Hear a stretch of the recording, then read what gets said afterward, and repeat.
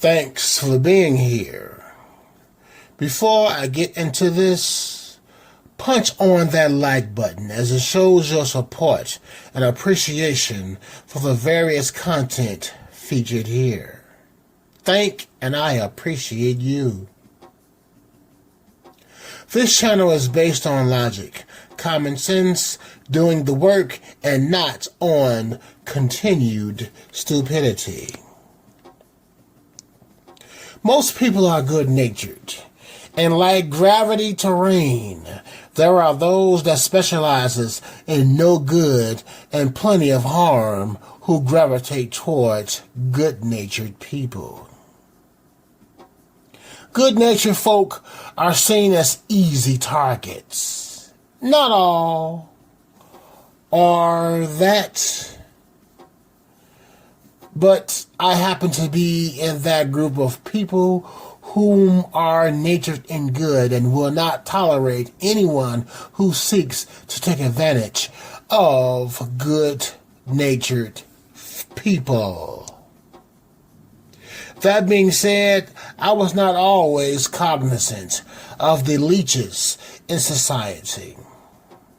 Meaning, like anything worth learning in life, recognizing abusers of good-natured people comes with a learning curve, as said users become crafty in their tactics to overwhelm and operate good-natured people like marionettes. In this video, I discuss moments where my good nature was taken advantage of, and the actions that I took to change the power dynamics. I used to go to this certain store of Arab descent, and at the conclusion of the transaction, I would leave the loose change in a loose change container for others who may need a nickel, a dime, a quarter, or even some pennies. I did so often that the cashier automatically would put my loose change in the container. So the day came when I needed some loose change at the very store that gladly put my loose change in the community container. With my permission, of course, and blessings to others in need. Since a repertoire had been established, I figured that it would not be a problem to dip into the change pile that I helped build. 35 cents. That was what I was short, as I had used a quarter in laundry that would have made my short total only one thin dime. Do you think that the store looked out for me as I had did for so many others, including the store owners? Because let's be frank here. There's no way that the loose change container was only for the customers. Here's what makes the situation worse. I have a background in asset protection, meaning that I once caught and sent to jail many males and females for being stupid enough to steal while I was on duty. Without much effort, I achieved plaques, bonuses, certificates for being number one, and a few business quarters for the most apprehensions in the market for that said store. At least 2 times, thieves were breaking off the very store that I would leave change at for others to use. Both of those times I stopped thieves, and one of those times the thief made a scene to not be outed by me.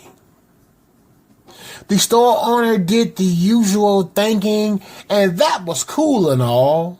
But the ultimate thanks would have been allowing a 35-cent shortage from me specifically to pass. Especially since I have left far more than that in the change container.